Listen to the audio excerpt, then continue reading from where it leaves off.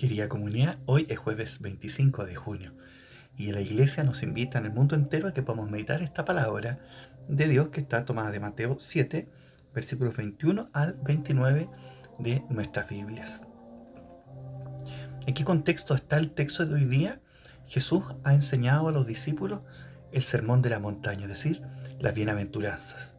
Y esto ya es una muy buena noticia, porque en el Evangelio de hoy entonces lo que Jesús está haciendo es invitarnos a vivir esa bienaventuranza, a acoger en el corazón y en la vida esa buena noticia.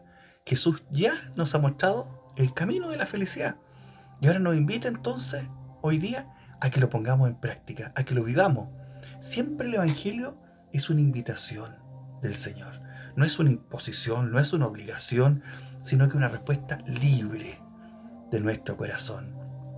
Este es el camino de la felicidad que yo les propongo. Felices los que tienen hambre y sed de justicia, felices los de limpio corazón, felices los misericordiosos, felices los que trabajan por la paz, etc. Vívanlo, serán felices si viven esta enseñanza. Serán hombres sabios y sensatos si construyen su vida sobre esta palabra que yo les he comunicado. 3 puntitos les quiero compartir respecto de esta buena noticia que hoy día nos regala el Señor. El primero que nos propone el Señor, ¿cierto? Que no basta con hablar de Dios, no basta hablar con Dios, no basta meditar su palabra, no basta con encontrarla bonita, qué linda esta buena noticia que nos regala el Señor. No basta con hacer muchas cosas por Dios o en el nombre de Dios. Nos está diciendo Jesús hoy día que es preciso vivir el Evangelio, que la vida, que lo que hacemos, ¿cierto?, tenga como fundamento la persona de Jesús, la enseñanza de Jesús y una auténtica y vital relación e intimidad con el Señor. De lo contrario, como se dice en buen chileno, ¿cierto?, Jesús nos puede pegar la desconocida. Jamás los conocí, apártense de mí. Pero si yo fui tu ministro de comunión, yo fui tu sacerdote, tu religiosa, tu diácono, tu catequista, apártense de mí, no los conozco, no los conozco. Por eso la invitación que hoy día nos regala el Señor entonces es acoger esta buena noticia, este sermón de la montaña, acoger el Evangelio en nuestra vida. Por eso qué bonito cuando en Lucas también Jesús dice, ¿cierto? Felices, agrega como otra bienaventuranza, ¿cierto? Felices los que oyen la palabra de Dios y la ponen en práctica, la viven en su vida. La invitación entonces es que el sermón de la montaña, que las buenas noticias que Jesús nos ha regalado, ¿cierto?, no entren por una oreja y salgan por la otra, sino que la vivamos en nuestra vida, que la vivamos. Ahora, siempre vivir el Evangelio va a ser una gracia de Dios. No es nuestro mérito, nuestro esfuerzo y que le voy a poner punchi para vivir este Evangelio. Es ante todo gracia de Dios, regalo de nuestro buen Dios. Y que esta gracia siempre, siempre Dios nos la va a querer regalar a cada uno de nosotros. Y por eso entonces, ¿qué necesitamos? Apertura del corazón. Escucha esta buena noticia, escucha esta palabra, como la escucharon hace 2000 años esas personas, a los pies de Jesús sentados ahí maravillados, escuchando con asombro estas palabras del Señor. También nosotros escuchamos esta palabra, pero abrirle el corazón. Señor, quiero que esta palabra, regálame esta gracia, que esta palabra se haga vida en mí, se haga vida en mí. No quedarme solamente qué bonita esta palabra, qué bonito lo que dice Jesús. No, y con humildad pedirle esa gracia. Yo no puedo, Señor, vivir esta palabra por mi propia fuerza. Necesito de tu gracia en mi vida. No es una tarea, no es un trabajo arduo, es ante todo gracia de Dios en nuestra vida.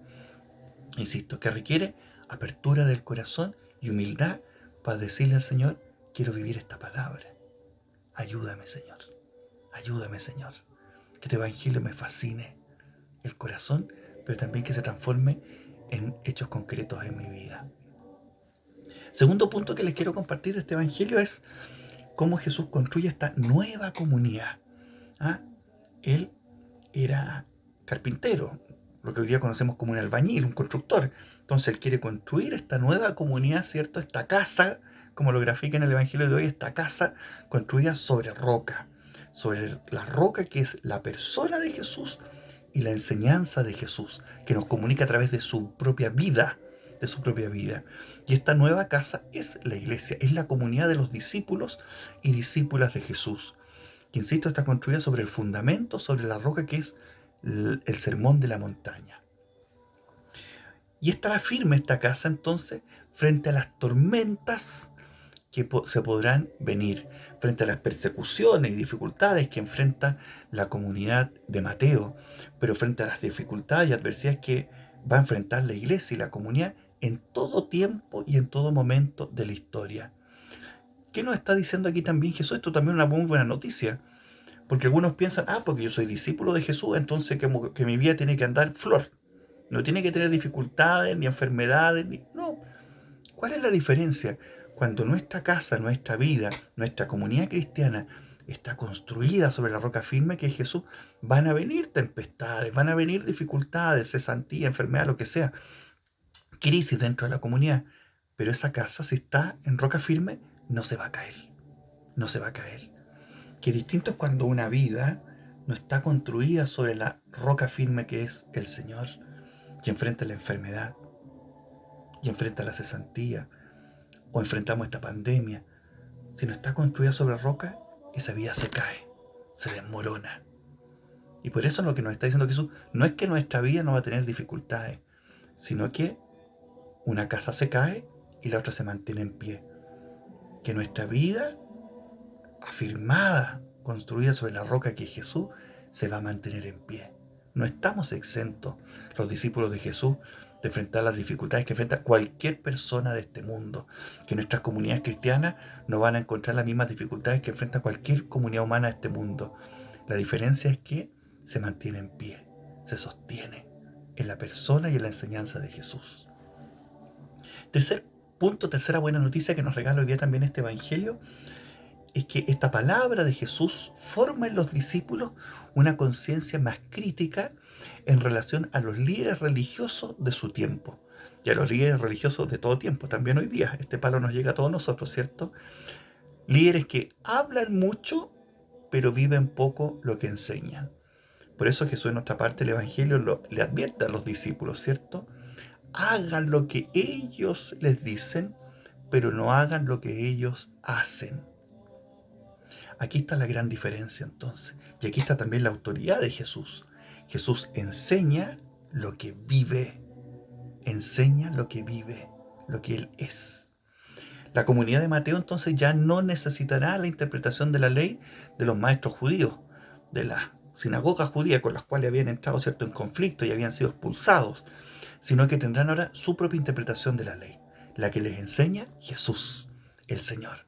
Se les dijo, pero yo les digo, esta es la nueva ley, el sermón de la montaña, esta es la nueva ley, mi vida, mi estilo de vida, esto quiero que vivan, esta será la ley.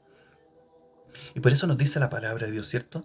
Cuando Jesús terminó de decir estas palabras, la multitud estaba asombrada de su enseñanza, porque Él enseñaba como quien tiene autoridad y no como sus escribas.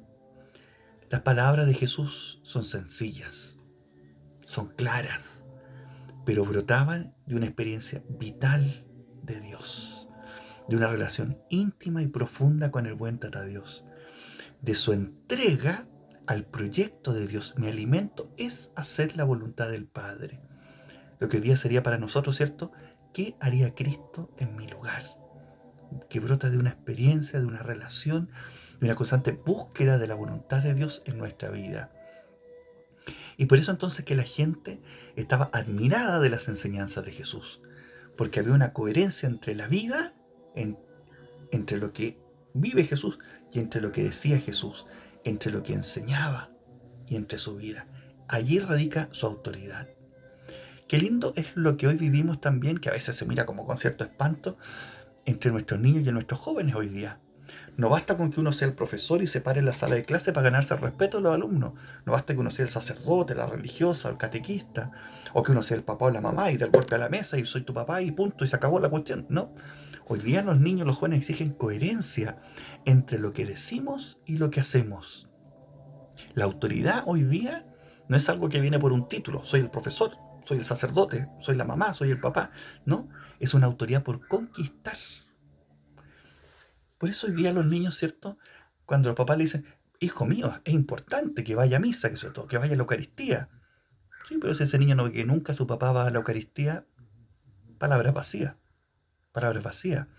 Cuando los papás le dicen, ¿cierto? Es malo robar, pero ¿cómo? Te pillé robando en esto, no sé qué es la cuestión. Sí, y cada vez que vamos al supermercado, el papá se come el yogur, se come el chocolate y no lo paga. También está robando. Es decir, hoy día los niños, los jóvenes exigen coherencia de vida. Nos exigen, ¿cierto? Una coherencia entre lo que decimos y lo que hacemos. Y la invitación entonces que hoy día nos regala el Evangelio es que en nuestra vida ese trecho que siempre se da entre lo que decimos y lo que hacemos, entre el Evangelio y nuestra vida, vaya siendo cada vez menor. Y para eso primero necesitamos la gracia de Dios, darnos cuenta en qué cosas de nuestra vida no están en coherencia con la enseñanza de Jesús y dejarnos transformar por esta palabra, para que ese trecho se vaya haciendo más pequeño cada vez y vivirlo como una gracia de Dios.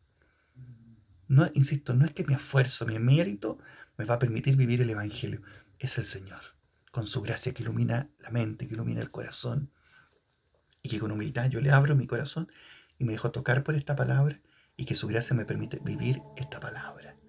Ese regalo le pedimos hoy día con humildad también al Señor. Y que nos bendiga en esta aventura hermosa de vivir su Evangelio, de vivir su buena noticia en nuestra vida. Nos bendiga el Padre, el Hijo y el Espíritu Santo. Amén.